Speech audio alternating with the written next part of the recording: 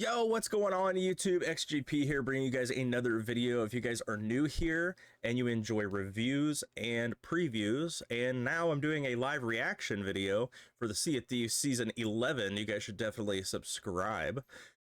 So that's what we do here on this channel, is reviews of games on Xbox Game Pass and Steam. Those of you that are returning, welcome back. And today, on January 16th, 2024, Sea of Thieves, as you know it, is going to change forever. So this is going to be a live reaction video. We're going to watch this update and see what's going on with Sea of Thieves, the new updates, the new menus, the new ways to quest, and so much more. If you guys have Xbox Game Pass, it is available on there. If you guys would like to add me on Xbox, my gamer tag is RockArchy, so you guys can add me on there and we can play some Sea of Thieves. I'm always looking for new crewmates. Let's just jump into this and see if there's a couple rumors about it coming to PS5 as well, and be pretty exciting to see it hitting another platform. Let's just jump into it.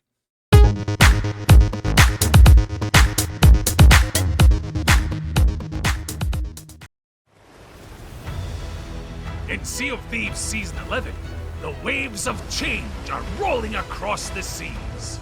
With a whole new way to embark on voyages, tall tales, and more, the fantastical pirate sandbox of Sea of Thieves is at your fingertips like never before. This fundamental change to how you play Sea of Thieves also brings... Okay, so those menus are... I don't know. They look cleaner and easier to navigate than what we've been using, because you would have to go into the panels and then you'd have to pull up those factions and then look through all the panels and look at your accommodations, where it looks like they've got each faction broken down inside the menu, and then you could just scroll down to what types of quests and stuff you got to do. But hopefully they cover more information on that here in the video. Brings with it a treasure trove of new rewards, new loot to discover, and major changes to trading company progression. So hold tight as we set a course to discover all of the incredible new features of Sea of Thieves Season 11. Season 11 introduces a new way to play Sea of Thieves, with a complete overhaul to how you begin your adventures. Using the quest table and our newly redesigned menu, you'll be able to select the voyage or tall tale that you want to embark on, and then either sail or dive straight to it. Diving straight to it. So we're gonna take sailing just out of the game. Is that what we're doing here, Rare? Diving will see you briefly travel below the waves before surfacing right next to where you need to be.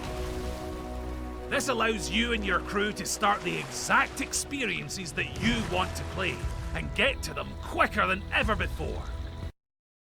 So right now you spawn at an outpost, you sail out to the island, you do whatever you need to at that island, and then go to the other islands if you'd like. So they're taking the very first part of the experience out. So you won't even have to navigate or even find out where this island's at. You just click the dive option and just pop up.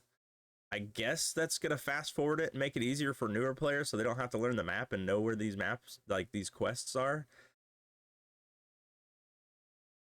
But I'm wondering, are we going to be able to keep the loot from island to island if we jump or fast travel? Which I don't know why you would put fast travel in a full pirate experience. It's basically a pirate simulator. Why would you put fast travel in it? Anyways, let's just keep going. The new quest table menu has been designed to showcase the best of what Sea of Thieves has to offer. And this begins with the Discover tab. This will be tailored to your progression, highlighting recently unlocked voyages or explaining how to achieve the next step on your journey to Pirate Legend. It'll offer suggestions for what sort of voyage you could do next, and it'll even show what time-limited community events are currently active. No more missed golden glories. The quest table menu will also show you which voyages you can embark on for each of the trading companies. These voyages... Is that... The way this is looking is it's eliminating going to an outpost to pick up the quest. Like, this is making it look like you could just click in the menu and click to choose the quest, and then just go on the quest, where right now we're supposed to be going to the outposts to turn in our loot and grab new quests and go on them. I don't know. I don't think this is really going to affect the way I play, because I don't do a lot of questing in particular. I know a lot of newer players are going to do quests because that'll teach them the game. So I guess it doesn't really matter in my gameplay style. But if I do decide to go on a quest, I would rather have to go to an outpost to grab that quest and do it, because that's sailing. That's part of the adventure. You don't know what's going to happen between then and there. But you're also eliminating the possibilities of running into Kraken, Megalodon, and any other ship on the server with this fast travel mechanic. So you're kind of eliminating all of the threats and making higher seas safer in a way. These will be available at any time. So if you just want to go on a short buried treasure voyage, it'll always be there. And for the first time ever, completing a voyage will see you immediately rewarded with a small portion of the reputation that you'd normally receive for cashing your loot in at an outpost. This means that even if you choose to dive to another voyage or log off for the night, you'll still earn something for your efforts. And speaking of trading company reputation, So you're going to get reputation for just digging up the treasure, or putting it, or grabbing it and putting it on your boat. So that means you don't even have to take it to turn it in anymore. You're going to get gold when you grab it and get payout when you turn it in. This is really confusing. You can now work your way up beyond level 75 in most of the companies, all the way to level 100, where you'll earn a distinction for your efforts. As well as... So we could take our levels to 100. I want to know if we're going to get back rep for that, because I'm pretty sure I've done enough to be at a level 100 for all of my factions. If not, then it's going to give me a reason to play the game and, get them maxed out. So right now we're all capped at 50. The only thing I haven't done is Hourglass. And then Hourglass went beyond 50 anyway. It was already at 100 and beyond, so that's not a big deal. But I've seen people at a level of 1,000 for the PvP Hourglass. As unlocking an exciting selection of new rewards along the way, earning a distinction will unlock rings for your pirate. And earning further distinctions will allow you to festoon your fingers with even more polished projections of your piratical prowess. Trading company voyages have been rebalanced to be more rewarding than ever, with loot that's exclusive to the voyages. That right there. So when you pick a quest right there, exclusive to the voyages. So when you go on a voyage, that's the only way you're going to see these high price loot pieces. Like the voodoo heads, these golden skulls, the ashen skulls. We're not going to see them okay, so we used to have random spawns on islands, so that's not going to happen anymore. Like, we can't just, find one mysteriously on an island. That kind of sucks. If that's what they're doing, if that's what they're taking away. These loot types won't be found anywhere else in the Sea of Thieves. And cashing this loot in will work towards unlocking the cartographer's pistol and blunderbuss. Emergent treasures like those found in shipwrecks or from message and bottle voyages have had a refresh as well. These new kingly treasures are worth a pretty penny, and seeking them out is definitely worth your while. As each treasure returned to the trading companies will get you one step closer to unlocking the cartographer's cutlass and Eye of Reach. While you now won't need to purchase your voyages from the trading company representatives on the outposts, you'll still need to visit them to purchase your next promotion for the company. What? Hang on, back that up. You one step closer to unlocking the cartographer's cutlass and Eye of Reach.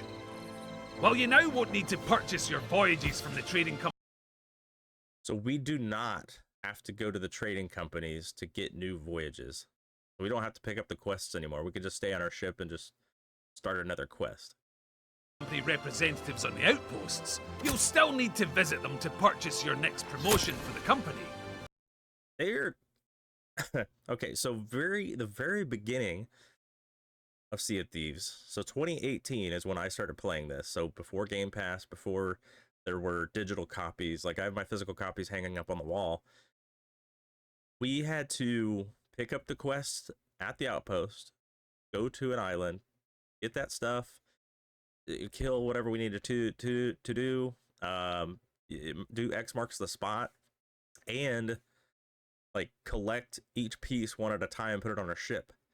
They've made so many upgrades to the game to where you can harpoon your stuff off the island. Like it just puts it automatically onto the ship. We have these carrying chests where we could just pick stuff up with the chest now, only 3 at a time, unless they change that again. And now we don't even have to go to the outpost to pick up a quest. We can just trigger one right inside the menu on our ship, which is completely taking away the sailing. Like that was what Sea of Thieves started out as, is it was all about the sailing and encountering megalodons and kraken, which we will still do that because we'll still be sailing around. But you're taking that away when you dive, and you're taking away a lot of the core elements of what made Sea of Thieves. And it's like the new players that just started playing, they're gonna have to relearn the game. Like it's completely changing. This is, I mean, it's gonna take a minute for me to relearn the menus, but the menus, I think all the accommodation menus, looks like they're gonna stay the same. But we're only halfway through this video. But the quest table, you just click the quest table, and then it's everything's available. Like you just pick what you want and go for it. And then I don't know. I noticed there was a little time markers too. So if you wanted a short quest, it's this one. If you want a long quest, it's this one. I think that information is nice to have readily available, but not having to go back to the outpost to pick up a new quest. Because it was always the same thing. You get to the outpost, you'd be like, okay, what quest we want to do? Okay, but where's that shop at again? Like none of us really memorized where that was. So I don't know. I mean, it's making it a lot easier to play the game than it's ever been before. But I think it's getting to the point where it's going to be too easy. I don't know. I guess we'll see where Sea of Thieves goes when Season 11 comes out. I'm not going to say it's going to make or break the game. I think I think it is going to change the ecosystem of the game, for sure. While you're here, you can visit a new, more unified trading company store, which brings all of the themed cosmetics for that trading company into one place.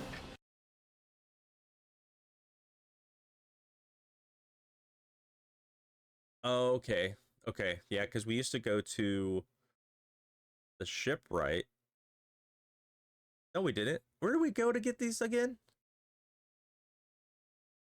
We already went to these vendors to get the certain things, right? Well, now I'm confused. Like I'm looking at this new menu and I'm like, it looks the same as it did before, other than you organize all the telescopes together and you put them in tier order.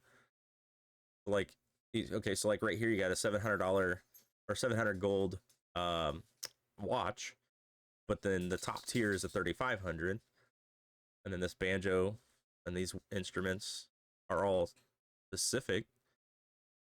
So the theme cosmetics for this faction will be with that character now, or with that person. So you still do need to go to the outpost to purchase this. But we'll see. Season 12, maybe they'll make it to where you can just buy stuff when you're on your ship too. As well as diving to voyages and tall tales, as you grow your reputation for the trading companies, you'll unlock the ability to dive Whoa. What's a raid voyage? They're starting to call them raids? Okay. I've been calling them that the whole time. So like you have your Ashen Lord, so that's a big red tornadoes. And then you have Enter the Siren's Sunken Treasure and defeat waves of foes to unlock plunder within. So this says it's 4 compared to 3. I actually think it takes longer to do an Ashen Lord than it does a Sunken Treasury. Like I can get through a Sunken Treasury pretty quickly versus the Ashen Lord takes me a little bit. And this is based off of solo gameplay. So I don't know if those tickers are correct. But anyways. Specific world events. From shrines and sea forts to ghost fleet battles. And Ashen Winds encounters. These will unlock as you progress through the ranks of the trading companies, so you'll gradually be able to take on the world event of your choosing on demand. What? A world event for your, so they are making it a raid where you pick it and you could just go do it. So if you want to do Ashen Lord after Ashen Lord after Ashen Lord after Ashen Lord, you could go do it. What? What are you talking about? What are you doing? The reason that they were world events is because they would pop up randomly and they would rotate and people would be attracted to those, and then that's how you would do that.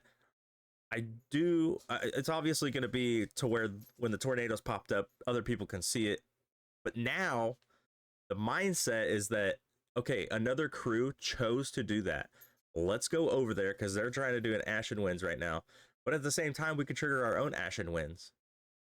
So can each crew, so let's say if there's 5 ships on the server, can each crew do an Ashen Winds and there's going to be 5 Ashen Winds popped up on the map?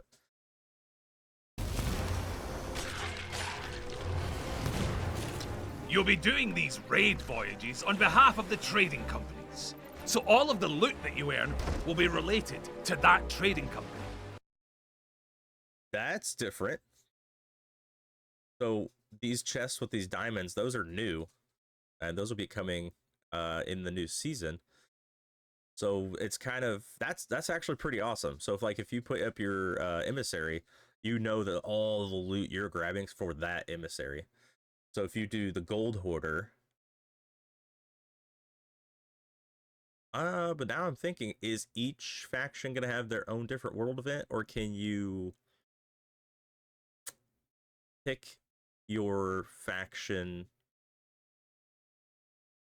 and then, like, can you pick your emissary and then do the world event, and then that give you the loot for that emissary?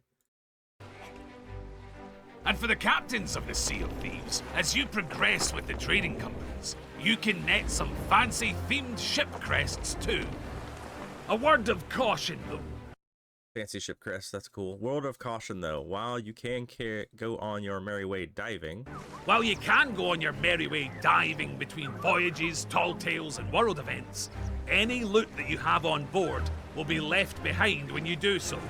So before you dive, you'd better take your precious haul back to an outpost, or it'll be forever lost to the sea.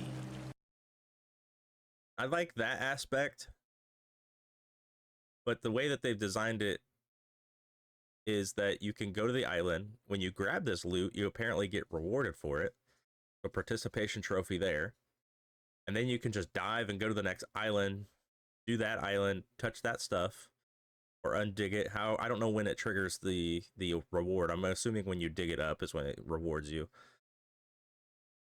So I guess if you don't want to lose your treasure, you don't want to dive. So diving in the very first part of the quest, okay, that'll get you to the first island. But then if you want to keep your loot, don't dive after that. For players who are new to the game, or if you're a salty sea dog who wants a reminder of the basics, there are new tutorials for each of the trading companies. The Pirate Lord will explain the new quest table menu and guide you through the ins and outs of each voyage type.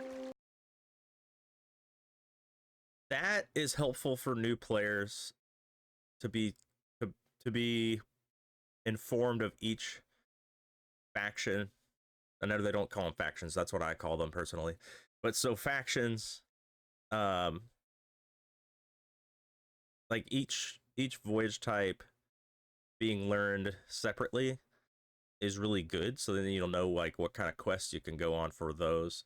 But I think they should have done these tutorials on the old way, and I don't think we should have access to every single quest available while we're on our ship. We should have to go to an outpost because we have to hand gold over to grab that quest. Although I didn't see any gold cost in the video for each of those. And if you ever want to experience these again, See, like right here, so say if like you clicked on this, or if you were at treasure vaults and clicked on a vault, I don't see any gold cost. And I wonder if it goes deeper, like if I click treasure vault, will it give me all the vaults and I can choose which one I go to? Or is it still random? they are now replayable through the quest table. And of course, with the launch of Season 11, there's another 100 levels of stunning rewards to unlock, including the Cunning Serpent clothing set, the Swift-Winged Wayfarer makeup and tattoo. Where do we get this hair? Is that part of it? The Medusa? And the Swift-Winged Wayfarer ship set. Pirate Legends can also indulge in a little cosplay with Belle's mysterious dress and Briggsy's weather-beaten gloves.